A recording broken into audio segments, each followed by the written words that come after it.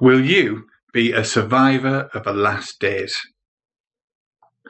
We must be concerned about surviving the last days. A person who willfully ignores a clear warning and so loses his life is only foolish. Today, Jehovah's Witnesses preach worldwide about the last days. But are we really in the last days? Is there proof? And how will it affect you and your loved ones? In the 1st century CE, surviving the last days should have been of great concern to the Jews. The Jewish system of things, with its temple and priesthood, entered its last days in 29 CE.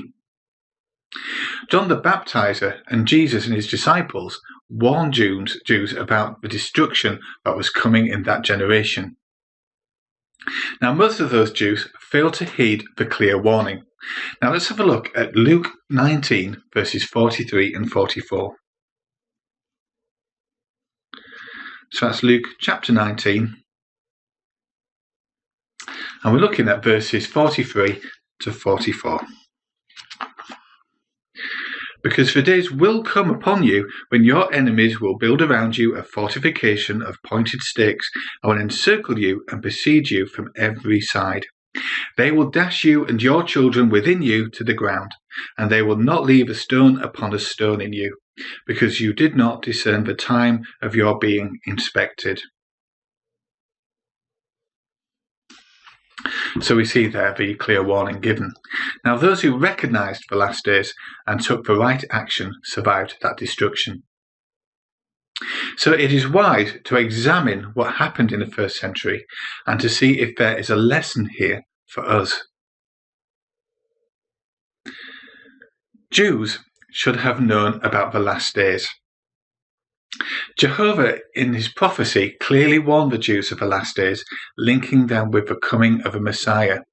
Now let's have a look at Daniel chapter 9, verse 25. So that's Daniel, and we're looking at chapter 9, verse 25.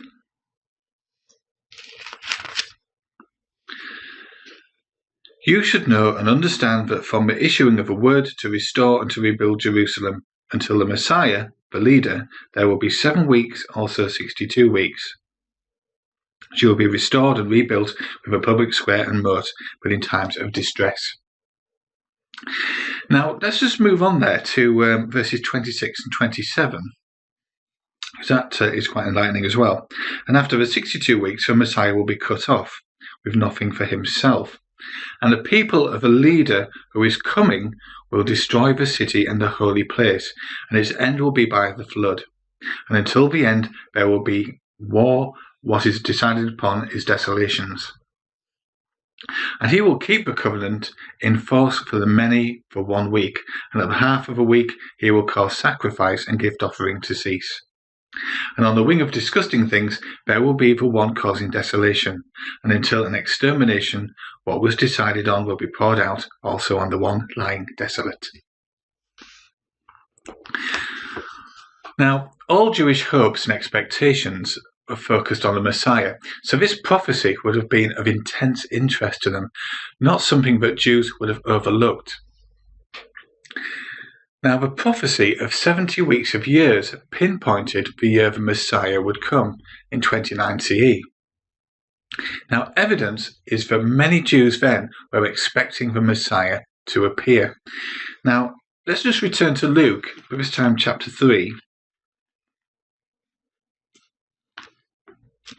So that's Luke chapter 3, and let's pay attention together, verse 15.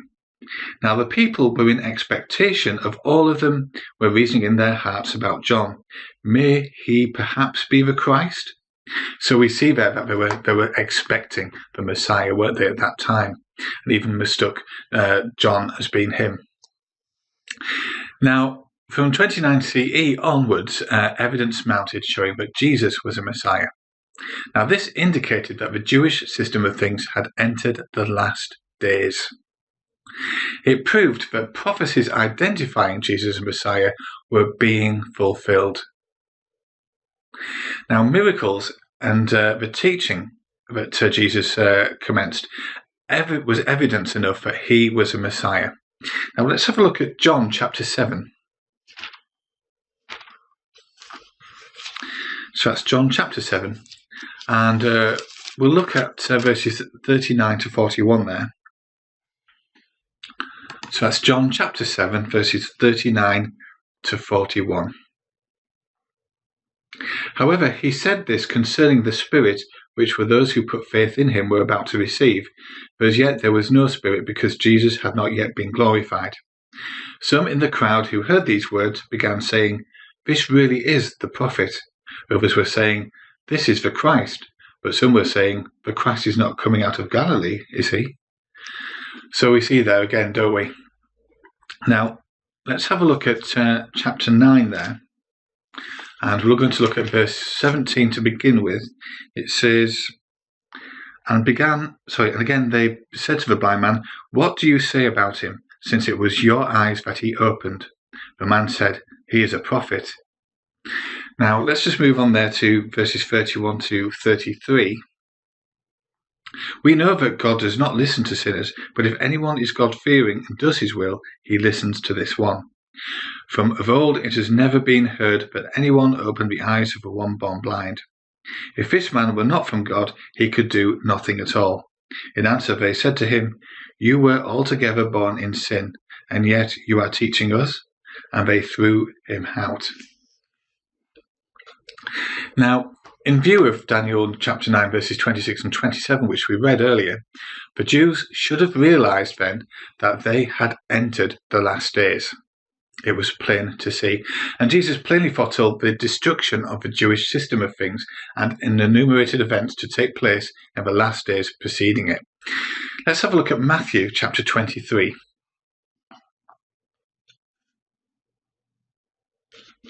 So that's Matthew 23, and we're looking at verses 37 and 38. Jerusalem, Jerusalem, the killer of the prophets and stoner of those sent to her.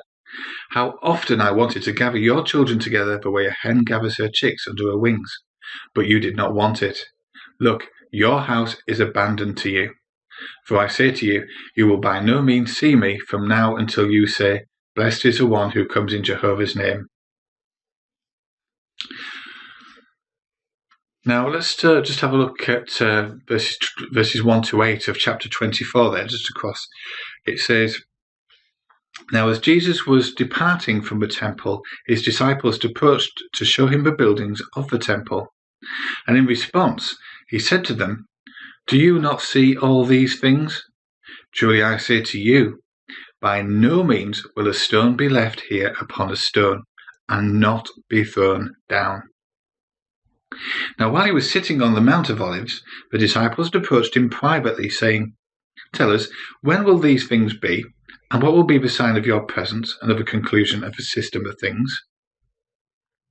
In answer, Jesus said to them, 'Look out that nobody misleads you, for many will come on the basis of my name, saying, I am the Christ, and will mislead many. You are going to hear of wars and reports of wars. See that you are not alarmed, for these things must take place, but the end is not yet. For nation will rise against nation, and kingdom against kingdom, and there will be food shortages and earthquakes in one place after another. All these things are the beginning of pangs of distress.'" Now, did Jesus' prophecy come true, confirming that the Jewish system was in its last days? Did Matthew chapter 24 have an application then? Well, the outpouring of the Holy Spirit at Pentecost 33 CE, along with the associated miraculous gifts, also proved that the Jews were living in the last days. Turn with me, just before Matthew there, to Joel, one of the smaller books just before Matthew, and we're looking at chapter 2 and verses 28 to 32. "After that I will pour out my spirit on every sort of flesh, and your sons and your daughters will prophesy, your old men will dream dreams, and your young men will see visions. And even on my male slaves and female slaves I will pour out my spirit in those days. And I will give wonders in the heavens and on the earth, blood and fire and columns of smoke. The sun will be turned into darkness and the moon into blood, before the coming of the great and awe-inspiring day of Jehovah. And everyone who calls on the name of Jehovah will be saved. For on Mount Zion and in Jerusalem there will be those who escape, just as Jehovah has said, the survivors whom Jehovah calls. So, in response to the Jews' inquiry as to the meaning of what occurred, Peter showed it meant those were the last days. Now let's read together Acts chapter 2. So that's Acts chapter 2. And we'll look at verses 12, 16, 17 and 20. So starting with verse 12 then, it tells us, Yes, they were all astonished and perplexed, saying to one another, What does this mean? Now let's just move on there to verse 16 and 17. On the contrary, this is what was said through the prophet Joel, what we just read here. And in the last days, God says, I will pour out some of my spirit on every sort of flesh, and your sons and your daughters will prophesy, and your young men will see visions, and your old men will dream dreams. So we see there, don't we, that fulfillment coming true. Now let's just move on there to verse 20. It says, The sun will be turned into darkness and the moon into blood before the great and illustrious day of Jehovah comes. So that's quite interesting, that, isn't it? Now, news of it would have spread rapidly. So the whole city would have been alerted. But Jews who heard these warnings had ample proof and should have acted and kept living. Now, the warning included advice to flee when Jerusalem was surrounded. Now, let's have a look at that, shall we, in Luke chapter 21. It's just a few pages back there to Luke 21. And let's consider together verses 20 to 22. However, when you see Jerusalem surrounded by encamped armies, then know that the desolating of her has drawn near. Then let those in Judea begin fleeing to the mountains. Let those in the midst of her leave, and let those in the countryside not enter into her. Because these are the days for meting out justice, in order that all the things written may be fulfilled. So it was a clear warning, wasn't it? Now, when the Romans under Cestius Gallus came in 66 CE, the Jews were still able to take that life-saving action. There was a window of opportunity for them to flee Jerusalem. Now, the Roman armies then withdrew, and thus those recognising the last days had that opportunity to flee. Now, the Jews in other places could have heeded warning by not visiting Jerusalem at that time. And in 70 CE, the Romans returned and brought the last days to a destructive climax. It meant disaster for those Jews who ignored the warning about the last days. Now, lack of faith, not lack of evidence, led many Jews to ignore the warning of those last days, and they lost their lives as a result. Their recognising the last days and acting accordingly are not involved life. Now, we are still faced, however, with this question. Did the application extend beyond that time then to our day? Well, the prophecy about the conclusion of a system applies also to us.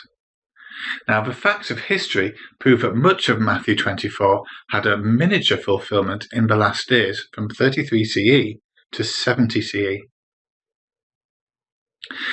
Now, let's have a look at Matthew chapter 24, once again there, and we'll read from verse 4 onwards. I know we've read some of this already, but let's just have a look, just to reiterate there. It says, In answer, Jesus said to them, Look out that nobody misleads you, for many will come on the basis of my name, saying, I am the Christ, and will mislead many. You are going to hear of wars and reports of wars. See that you are not alarmed, for these things must take place, but the end is not yet. For nation will rise against nation, and kingdom against kingdom, and there will be food shortages and earthquakes in one place after another. Now, of course, there weren't earthquakes, were they, in that time when Jerusalem was encamped by the Roman armies. And it says, "For all these things are a beginning of pangs of distress.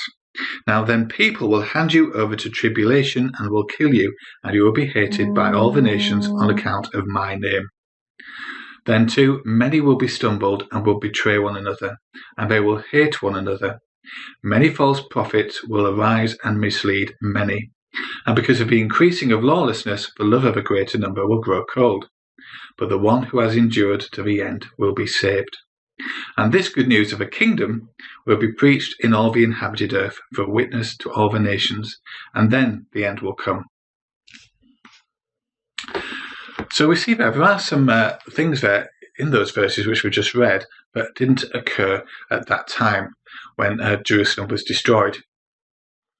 But they are occurring today. We've had wars, haven't we? Over the last century, we've had 2 major world wars, haven't we? And we've also had many other wars since then, which have taken millions and millions of lives. But interestingly, in verse 14, it says, "And this good news of a kingdom will be preached in all the inhabited earth for a witness to all the nations, and then the end will come." Now, as we know, during the time of Jerusalem's destruction, that work wasn't carried on, was it, throughout the entire globe? But it is being doing today. So we can see that this prophecy about the conclusion of a system applies today too.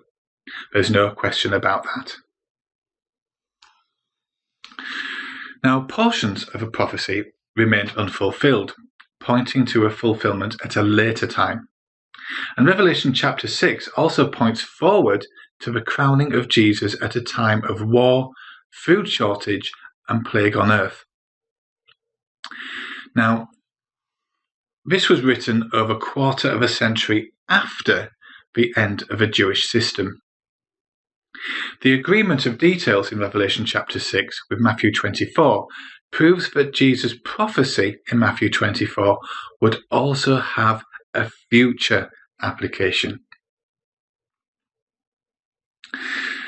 Now, it leaves an unanswered question here, but when is the second application or fulfillment then?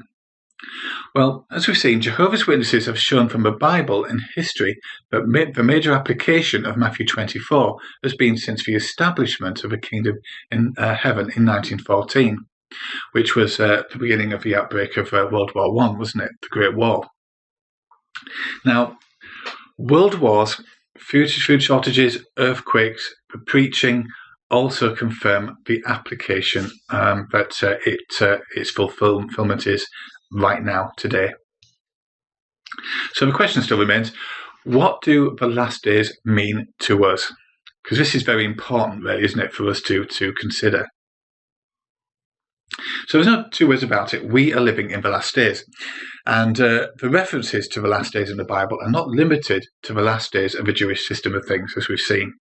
Now, another prophecy about the last days is also found in 2 Timothy chapter 3, verses 1 to 7. Now, let's have a look at that, shall we?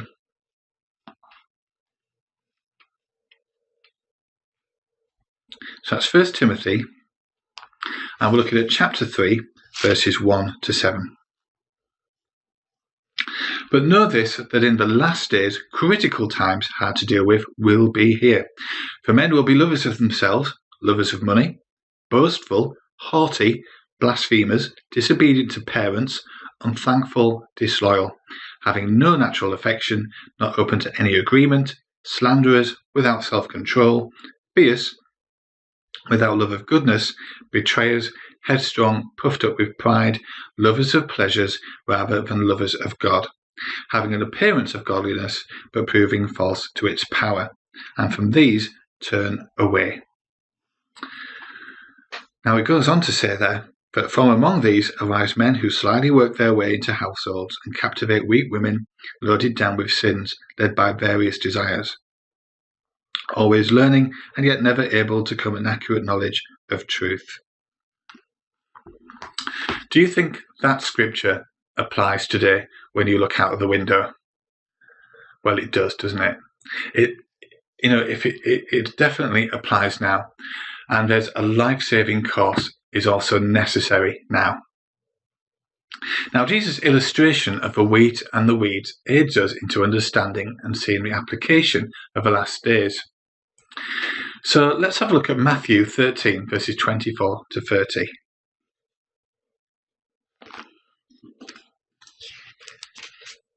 Matthew 13, 24 to 30. He presented another illustration to them, saying, "The kingdom of the heavens may be likened to a man who sowed fine seed in his field. But while men were sleeping, his enemy came and oversowed weeds in among the wheat and left. When the stalk sprouted and produced fruit, then the weeds also appeared. So the slaves of the master of the house came and said to him, 'Master, did you not sow fine seed in your field? How then does it come to have weeds?' He said to them, 'An enemy did this.'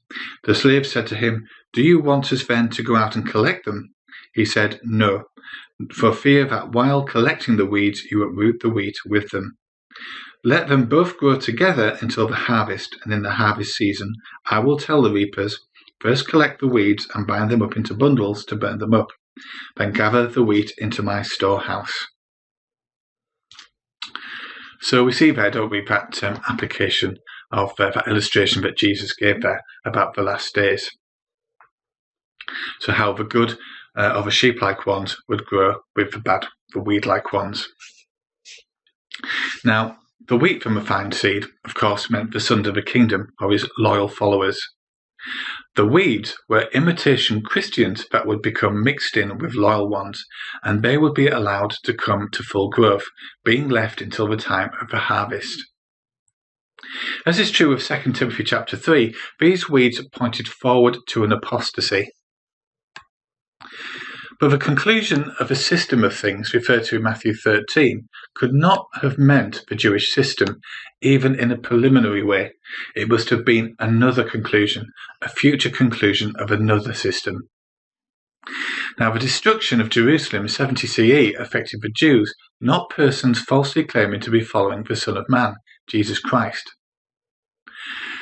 Apostate imitation Christians did not spring into full bloom until much later. So the conclusion mentioned in Matthew 13 must apply at a time future from the death of the apostles. This foretold the conclusion is the one that began in 1914. So we can all agree that now, during the conclusion of Satan's wicked system of things, the results of apostasy on part of persons falsely claiming to be Christian are clearly evident, as weeds are easily identifiable at harvest time when they have reached full growth. Now, this full fruitage of wickedness on the part of professed Christians is described in 2 Timothy chapter 3, 1-7, which we read earlier. It is thus reasonable that the application of the prophecy in 2 Timothy 3, 1-7 is now. Now, with more professed Christians or weeds than ever before, we see an unprecedented amount of lawlessness and wickedness. There's a distinction between weeds or professed Christians and wheat, true Christians, and it's clear. The Bible prophecy thus clearly establishes that we are living in the last days. Paul's prophecy combines with Jesus' illustration of the wheat and weeds to prove that the end of the wickedness will shortly come. So then, action is required if we are to survive the last days. It is absolutely essential that we show by our godly conduct and devotion that we realize that these are the last days.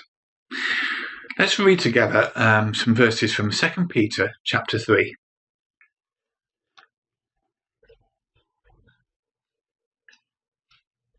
So that's 2 Peter chapter 3. And we'll look at verses 3 and 4. First of all, know this, that in the last days ridiculers will come in their ridicule, proceeding according to their own desires, and saying, "Where is this promised presence of his? Why, from the day of our forefathers fell asleep in death, all things are continuing exactly as they were from creation's beginning." So we see there, don't we, that there'll be people who would ridicule, just like it was in times of the first century before Jerusalem was destroyed. They are proceeding to their own desires, and they're saying, where is this promised presence of his? Now, let's have a look at verses 10, 11, and 12. But Jehovah's day will come as a thief, in which the heavens will pass away with a roar, but the elements being intensely hot will be dissolved, and the earth and the works in it will be exposed. Since all these things are to be dissolved in this way, consider what sort of people you ought to be in holy acts of conduct and deeds of godly devotion, as you await and keep close in mind the presence of the day of Jehovah, through which the heavens will be destroyed in flames and the elements will melt in the intense heat. So ridiculers abound, as they must have in Jerusalem, as we said, just prior to its destruction. But for many sincere people who realise that the climatic destruction of his system is impending, changes in their way of life are necessary. For instance, holy acts of conduct are vital and may mean adjusting one's way of life to meet the high standards of God found in his word. Again, deeds of godly devotion are required by God, involve sharing in the kingdom preaching that Jesus foretold for this time. Now, Jehovah's Witnesses are happy to aid you through a free study of the Bible in your home. For those already serving Jehovah in the last days, it is imperative to keep alert, not to be preoccupied with the cares of daily life. So we need to ask ourselves, am I zealous in preaching and teaching, knowing and believing that these are the last days? Does the reality of the last days affect my daily life and my plans for the future? Jesus too pointed out the danger of preoccupation with normal affairs of life, eating, drinking, marrying, and not to be stressed and need to be alert. So let's have a look at Matthew 24, verses 38 and 42 there. So Matthew 24, we're looking at verses 38 and 42. For as they were in those days before the flood, eating and drinking, men marrying and women being given in marriage, until the day that Noah entered into the ark. And they took no note until the flood came and swept them all away. So the presence of the Son of Man will be. Now verse 42 says, keep on the watch therefore, because you do not know on what day your Lord is coming. So it's a clear instruction there to keep watchful and to keep it very much in mind. Now, already we have a tremendous blessing in that we know that we are living in the last days, living at the conclusion of the system of things. And we are already doing God's will. But now we must be alert and steadfast that we may be survivors. For our last scripture then, let's just return to 2 Peter.